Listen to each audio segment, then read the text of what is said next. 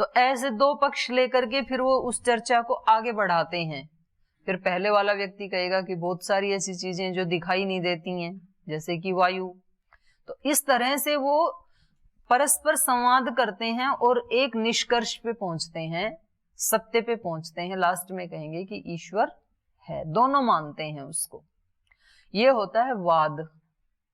दूसरा होता है जल्प। जल्प में एक व्यक्ति ने अपना पक्ष रखा, दूसरे ने भी अपना पक्ष रखा, लेकिन यहां दूसरे व्यक्ति की नियत यह है कि किसी भी प्रकार से मैं अपने पक्ष को जिताऊं और दूसरे के पक्ष को हराऊं। तो ये मतलब ये केवल पुस्तकों में नहीं, दिन भर आप ऐसे व्यक्तियों से मिलेंगे जो हम बातचीत करते हैं ना, तो इन तीन प्रकार के व्यक्तियों से आप मिलेंगे। एक व्यक्ति आपको ऐसे कि चलो भाई इस पे कुछ डिस्कस कर लेते हैं, अपने को ये कार्यक्रम करना है तो क्या करना है, तो एक व्यक्ति कहेगा ऐसे कर लो, दूसरा कहेगा कि ये करेंगे तो ये बाधाएं आएंगी, देख लो। फिर वो कहते हैं कि हाँ आएंगी तो, पर न करने से ये नुकसान होगा। तो ऐसे डिस्कस करके वो एक निर्णय पे पहुंचते हैं, इसको बोलते हैं वाद। दूसरा होता है जल्प। मैंने एक पक्ष रखा, ऐसे काम कर लेते हैं। अब दूसरा कहता नहीं ऐसे कैसे हो सकता है, अब उसको कितना भी हेतु दो वो उसको भी काट देगा। तो इसका प्रयोजन क्या है, मेरी बात ऊपर रहनी चाहिए। मिलते हैं आपको ऐसे लोग दिन में, हैं आपके आसपास हैं, मेरी बात ऊपर रहनी चाहिए, मेरी बात माननी चाहिए। उनका आग्रह होता है, फिर मानी जाए या ना मानी जाए, क्योंकि उनसे भी ऊपर यदि कोई है तो क्या पता मानेगा कि नहीं मानेगा, पर आग्रह होता है। इसको बोलते हैं जल्प। और तीसरा होता है वितंडा। वितंडा में उसका कोई पक्ष नहीं है, लेकिन जो भी कोई बात कर रहे हैं उसको बीच में आके उसको काटना है।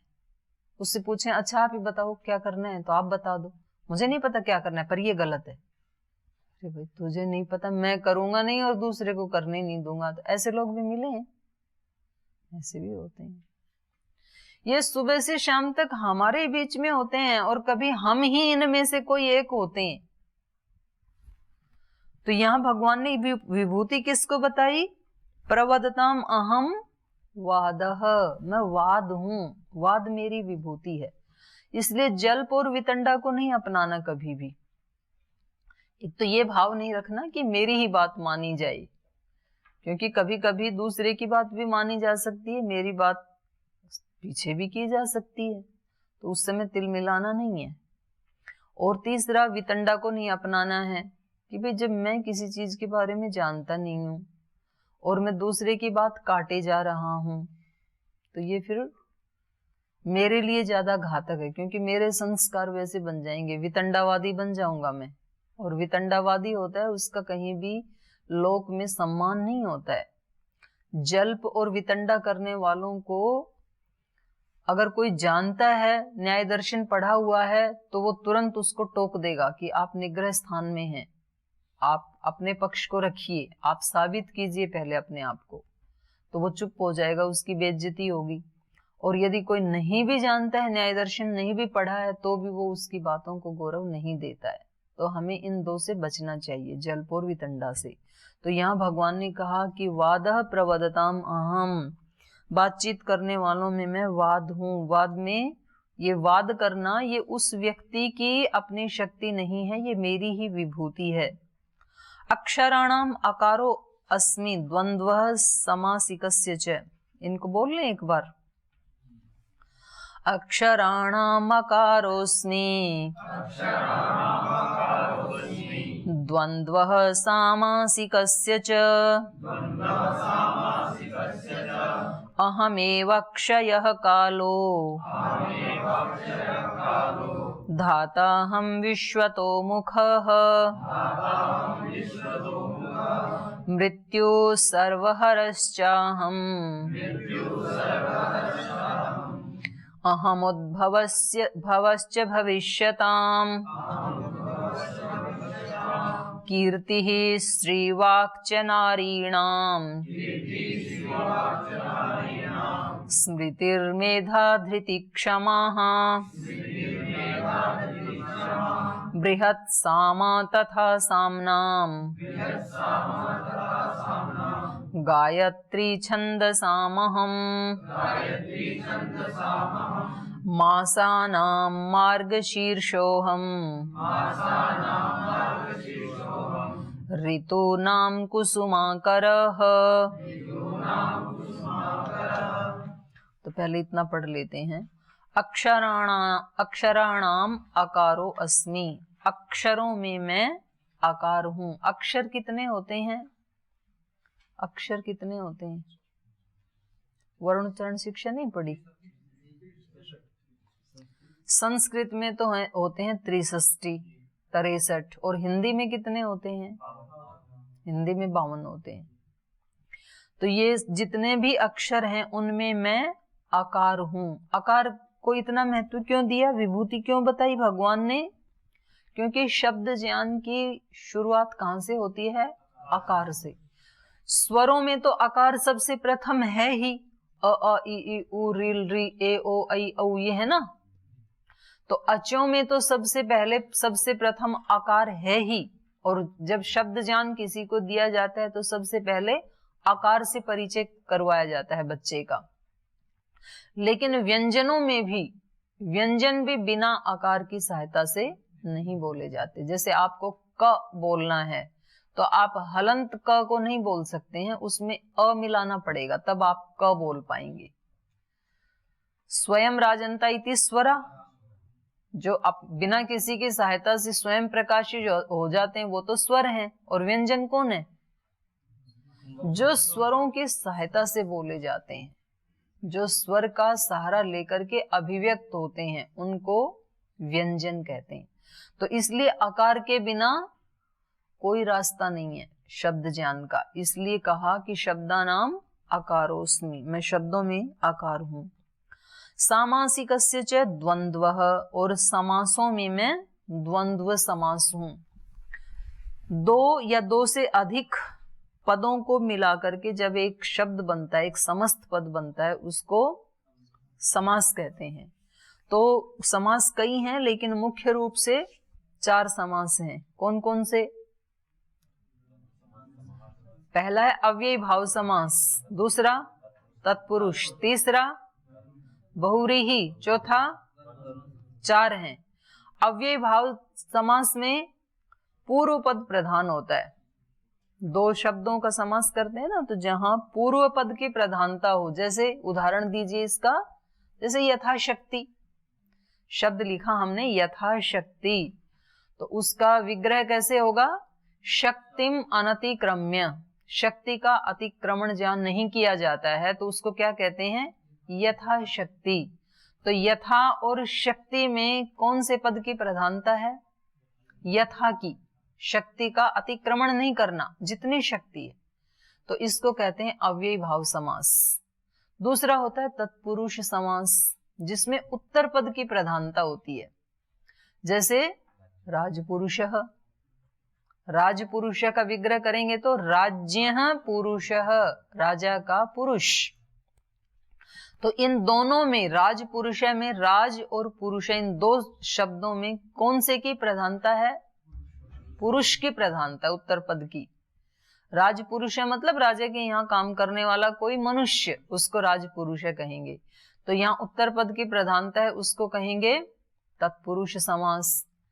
और तीसरा होता है बहुव्रीहि समास। बहुव्रीहि में पूर्व पद भी प्रधान नहीं होता, उत्तर पद भी प्रधान नहीं होता, कोई अन्य पद प्रधान होता है। जैसे नीलकंठः, नीलः कंठः यस्य सह नीलकंठः, तो वो कौन है? महादेव, शिव। तो इसमें ना नील की प्रधानता है, ना कंठ की प्रधानता है, बल्कि शिव की प्रधानता है, कोई अन्य पद की प्रधानता है, उसको कहते हैं बहुव्रीहि। और जिसमें दोनों पदों की प्रधानता होती है, जैसे राम लक्ष्मणौ, रामश्च लक्ष्मणश्च इति राम लक्ष्मणौ, तो यहाँ दोनों पदों की प्रधानता होगी। जहां दोनों पदों की प्रधानता होती है उसको बोलते हैं द्वंद्व समास। तो यहाँ समासों में अपनी विभूति किसको बताया भगवान ने? द्वंद्व को। सामासिकस्य द्वंद्वः अस्मि, मैं द्वंद्व समास हूं। अहम एव अक्षय कालः, अक्षय काल में ही हूं। अक्षय काल क्यों कहा यहाँ पर? देखो आपने यहाँ पढ़ा था, कौन से श्लोक में अभी पढ़ा था हमने पीछे, गणना करने वालों में मैं काल हूं, ऐसे पढ़ा था ना। ये श्लोक नंबर 30, हाँ 30 में ही, प्रहलादश्चास्मि दैत्यानाम कालः कलयताम अहम, गणना करने वालों में मैं काल हूं। और यहां क्या कह दिया कि मैं अक्षय काल हूं। किस में? कालो अहम एवं अक्षयः, मैं ही अक्षय काल हूं। तो काल में और अक्षय काल में क्या अंतर है? काल और अक्षय काल में अंतर ये है कि सर्ग का काल और प्रलय का काल, ये तो हम किससे काउंट करते हैं? सूर्य से, सूर्य की गति से। भाई इतने वर्ष का कलयुग होता है, इतने वर्षों का सतयुग होता है, द्वापर होता है, त्रेता होता है, ये गणना किससे करते हैं?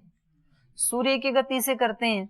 और ऐसे ही प्रलय का भी गणना, इतने ही टाइम में प्रलय रहेगी, ये गणना भी हम किसकी गति से करते हैं? सूर्य की गति से करते हैं। तो ये हो गया काल। लेकिन जब महाप्रलय होती है तब तो सूर्य भी नहीं होता है, तो उसकी गणना किससे करें? उसकी गणना तो ब्रह्म ही करता है और अपनी ही शक्ति से करता है। इसलिए यहाँ पर ब्रह्म ने क्या कहा कि वो महाकाल, वो अक्षय काल मैं ही हूं। ये जो अक्षय काल है ये किसी की गति पे निर्भर नहीं है, ये स्वयं ब्रह्म की ही एक विभूति है। तो इसलिए यहाँ पर कहा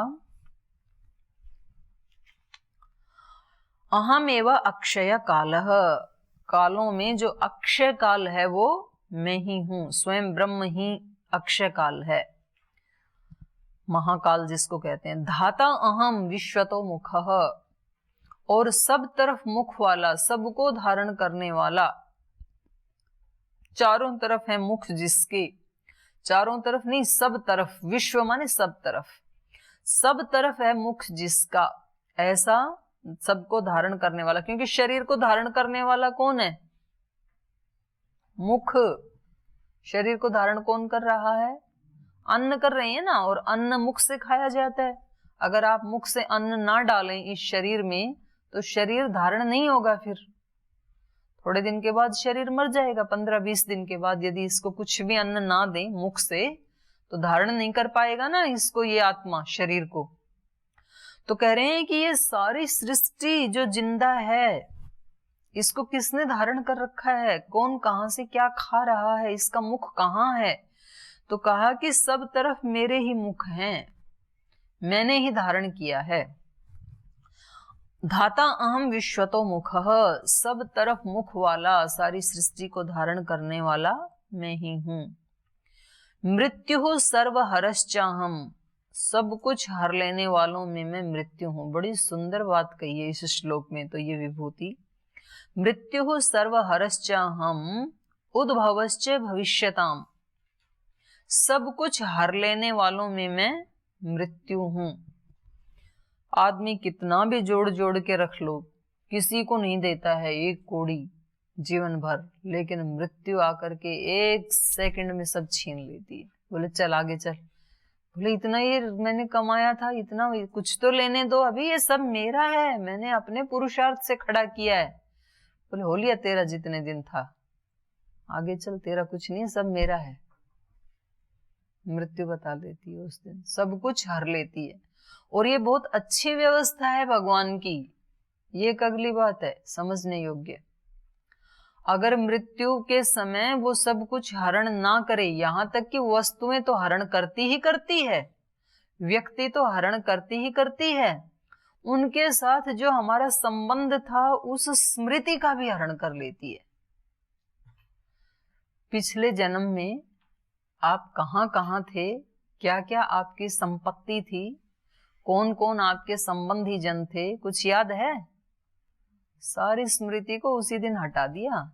अब आप सोचो, आज के इस जन्म के माता पिता की आपको इतनी चिंता सताती रहती है, जब देखे तब छुट्टी मांगने आ जाते हो, और पिछले वालों की भी याद रहती तो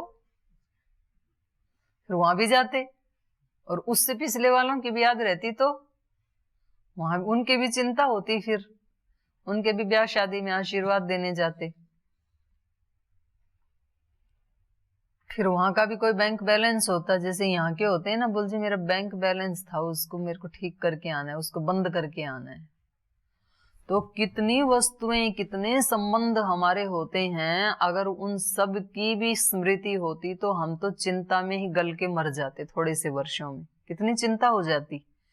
अरे इस जीवन की इतनी टेंशन है भाई, आप लोगों को तो कम है, आप तो चलो ब्रह्मचारी हैं, सन्यासी हैं। संसार के जो लोग हैं वो तो बेचारे सुबह से शाम तक अपने संबंधों की, वस्तुओं की, बच्चों की, उसी की चिंता में उनका ध्यान रहता है ना। और पीछे वाले भी यदि याद रहते तो, और उससे पीछे वाले भी याद रहते तो, कितनी सुंदर व्यवस्था है भगवान की। मृत्यु आते ही सेकंड में सब खत्म, भूल जाते। और जन्म के साथ फिर वो चीजें, उसका संस्कार बना रहता है मैंपन का। अगर मैंपन ना हो तो ये संसार चले कैसे फिर। मान लो जीते जी भी यदि कुछ भी अपनापन ना हो तो फिर कौन किसकी केयर करेगा, कौन बोलेगा ये मेरा घर है, ये मेरा गुरुकुल है, ये मेरा आश्रम है, ये मेरे बच्चे हैं। कुछ भी अपना नहीं है तो सड़क आपकी नहीं है तो सड़क पे जाके कितने बार झाड़ू लगाते हो आप? एक बार भी नहीं लगाते। टूट जाए तो कितनी बार रिपेयरिंग की चिंता करते हो? एक बार भी नहीं करते। तो ऐसे सब चीजों से ही ऐसी तटस्थता होती तो कैसे काम चलता? तो ईश्वर ने वो लगा के रखा है। तो आप बोलेगे जी ईश्वर तो बड़ी चीटिंग करते हैं, फिर मतलब जन्म के साथ हम मैंपन जोड़ देते हैं और मृत्यु के साथ सब हटा देते हैं, तो ये तो गलत बात है। तो या तो वे जन्म के साथ भी मत रखो, जीते जी भी मत रखो, या तो मृत्यु के बाद भी रखो। तो मृत्यु के बाद भी यदि रखें तो आप उसकी कल्पना कर सकते हो, इसी जीवन की समस्याएं खत्म नहीं हो रही, और पिछले जन्मों की भी रहें तो फिर तो खत्म करना बिल्कुल ही असंभव हो जाए और जीना ही बेहाल हो जाए, फिर तो जी ना पाए कुछ क्षणों के लिए भी। और यदि जीते जी भी ना लगाएं तो फिर बोल जी जीते जी तो हटनी चाहिए ना, तो फिर तो कभी हटेंगी नहीं, हट जाती हैं। जो जीते जी हटाना चाहते हैं उनकी जीते जी भी हट जाती हैं, उसका ऑप्शन है। तो जो संत महात्मा हैं, योगी हैं, महापुरुष हैं, वो जीते जी हटा देते हैं। वो कहते हैं मेरा नहीं है कुछ भी, ईश्वर का ही है। और वो ही दृष्टि दे रहे हैं यहाँ पे भगवान कृष्ण, अर्जुन को निमित्त बना के हम सबको दे रहे हैं। क्योंकि अर्जुन सारे परिवार को अपना मान बैठा था, जो भी दादा, भाई, चाचा, साला जो भी उसके सामने खड़े थे, तो भगवान उसको दृष्टि दे रहे हैं कि तेरा कुछ भी नहीं है, अभी मृत्यु आए तो ये सब हर लेगी तेरे सारे संबंध। और वो मृत्यु की अपनी कोई क्वालिटी नहीं है, वो मृत्यु के रूप में मैं ही आता हूं। क्योंकि इस संसार के आदि में भी मैं था, अंत में भी मैं रहूंगा, बीच में भी मैं ही हूं। तो अभी मैं ही हूं, ये मेरा ही है भाई, सीख ले इसको। तू अभी सीख लेगा तो ठीक रहेगा।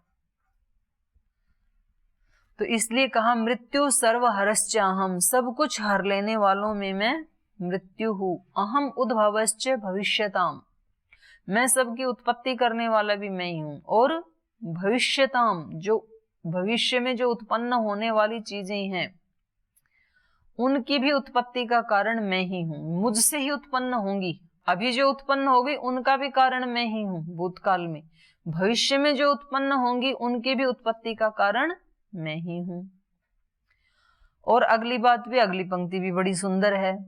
कीर्ति ही श्री ही वाक्च नारीणाम, स्मृति मेधा धृति क्षमा, ये 7 गुण हैं। तो इसमें इस पंक्ति के 2 अर्थ किए जाते हैं। एक अर्थ तो ये किया जाता है कि कीर्ति, श्री, वाक, स्मृति, मेधा, धृति, क्षमा, ये 7 गुण माताओं के शरीर में अपेक्षाकृत ज्यादा होते हैं। आत्मा तो सब बराबर ही हैं, लेकिन आत्माओं के शरीर अलग अलग होने से अलग अलग शरीरों की अलग अलग विशेषताएं होती हैं। जैसे आत्मा तो चींटी में भी वही है, लेकिन उस चींटी वाले शरीर में उस आत्मा की ये विशेषता हो जाती है कि उसकी घ्राणेन्द्रिय स्पेशल हो जाती है, उसको गंध सबसे ज्यादा आती है, मनुष्यों से भी ज्यादा आती है और प्राणियों से भी ज्यादा आती है। ऐसे ही जो आत्मा तो वही है, लेकिन शरीर मिल गया बाज पक्षी का, तो उस शरीर में चक्षु इंद्रिय की ग्रहणशीलता ज्यादा होती है। वो आकाश में इतने ऊंचाई पे उड़ते हुए भी पृथ्वी के ऊपर क्या है उसको दिखाई देता है इतनी दूर का। तो अब तो वो प्रजाति समाप्त हो गई। पहले तो इतनी ऊंचाई पे उड़ते हुए पृथ्वी पे यदि कोई शव पड़ा है तो वो आते थे और उसको खा के चले जाते थे। कोई पोल्यूशन का कोई दिक्कत नहीं है, सफाई करके चले जाते थे। और कुछ हड्डी हड्डी बचती उसको वो कुछ विशेष प्रकार की जो जनजातियों के लोग हैं उनको बना के उठा के प्रयोग कर लेते थे। तो कोई पोल्यूशन नहीं था कोई उसमें। अब तो मतलब उनको उसमें दवाइयां डाल डाल के वो जाति ही समाप्त कर दी। तो एक एक शरीर में कुछ अलग अलग विशेषताएं होती हैं। तो जैसे माँ के शरीर में, अब पता नहीं, मैंने सुना है कि साइंस में ऐसा कुछ, वो मेरे को ठीक से उसका आंकड़ा याद नहीं है, मैं कल बता दूंगी आपको। साइंस ने खोज की है कि इस सीमा तक कोई व्यक्ति दर्द को सहन कर सकता है, उसके बाद उसको दर्द को सहन नहीं कर सकता है। तो ये जो जानकारी, इसकी ठीक ठीक जानकारी भाई साहब को देते हैं होमवर्क, ये डॉक्टर हैं, ये कल ढूंढ के लाएंगे। इस सीमा तक व्यक्ति दर्द को सहन कर सकता है, उसके बाद उसकी कैपेसिटी नहीं है। पता नहीं उसमें कुछ आंकड़े दिए हैं, 3 या 4 ऐसे दिया है, यूं समझ लो आपकी 3-4 तक वो सहन कर सकता है, उसके बाद नहीं कर सकता है। तो साइंस ने खोज की कि जब कोई माँ बच्चे को जन्म देती है, जो प्रसव पीड़ा होती है वो उसकी पीड़ा चली जाती है 12-13 तक। तो जब 3 पे खतरा है तो वो 12-13 तक कैसे सह जाती है उस पीड़ा को? तो लॉजिक से नहीं समझ में आएगा वो। तो वो सहन शक्ति केवल माँ में ही हो सकती है। और वो सहन शक्ति किसके कारण है? फेथ के कारण, विश्वास के कारण। उसको पता है कि मैं एक नया जीवन दे रही हूँ किसी आत्मा को, तो उस विश्वास के ऊपर वो उतनी पीड़ा सह जाती है। उस पीड़ा को उसके अतिरिक्त समय में शायद वो भी ना सह पाई, और कोई मनुष्य तो सह ही नहीं सकता है।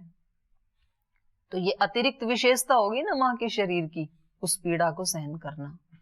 तो ये इसमें कुछ 7 विशेषताएं बताई हैं। कीर्ति ही, कीर्ति उसको कहते हैं जब व्यक्ति कोई बहुत भलाई का काम करके और उसमें मैं नहीं करता है, पीछे हटके शांति से देखता है, तो उस व्यक्ति की कीर्ति अपने आप ही हो जाती है।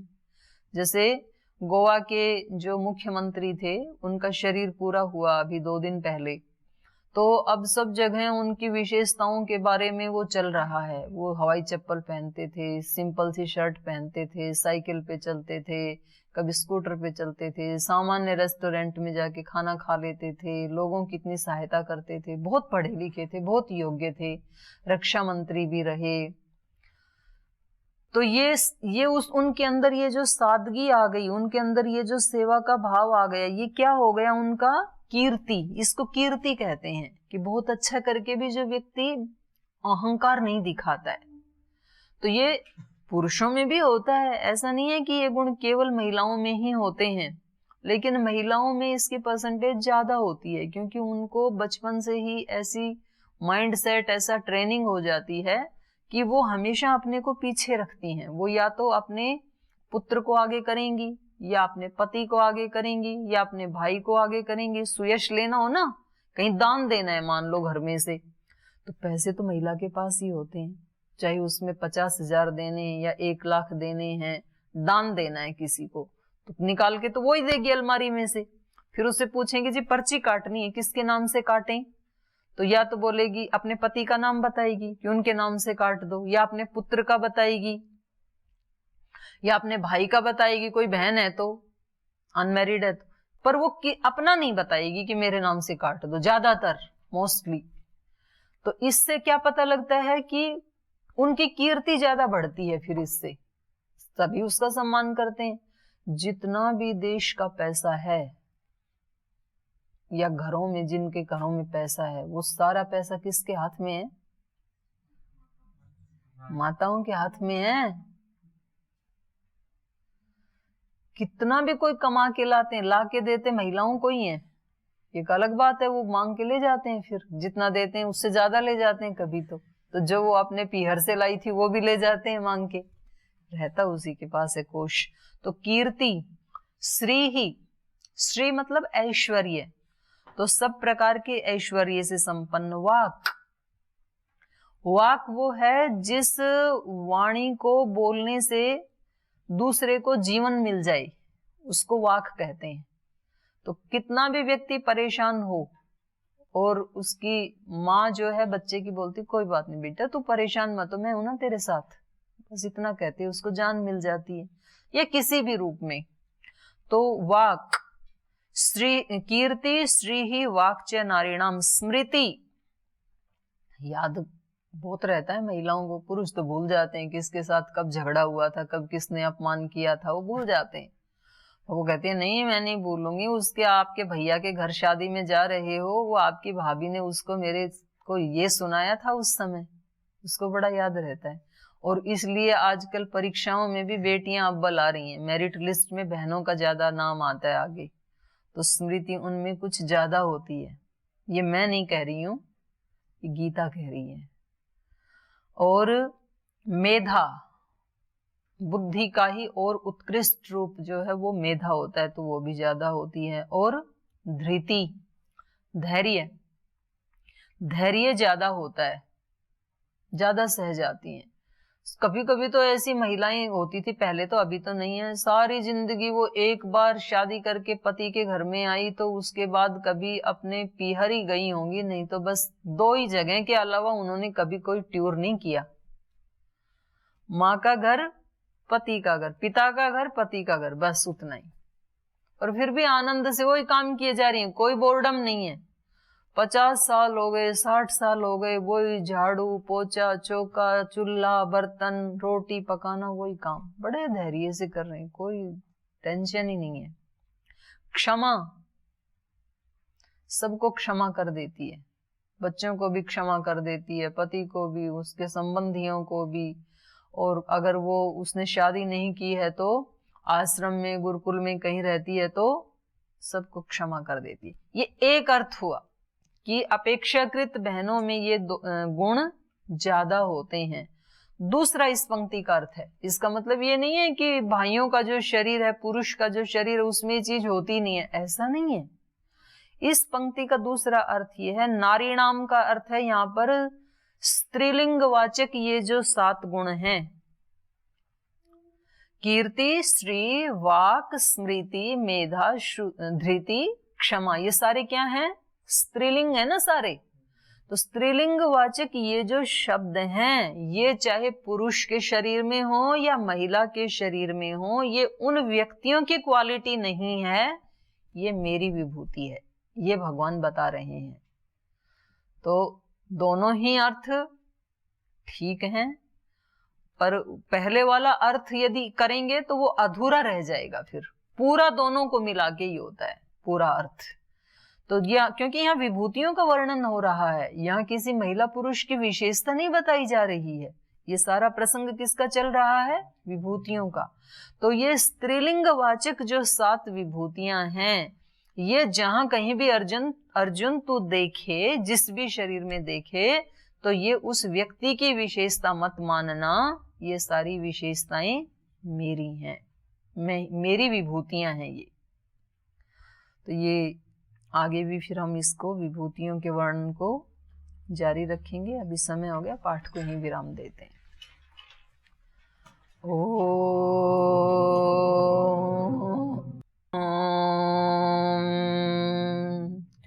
शांति शांति शांति। श्री गुरुभ्यो नमः।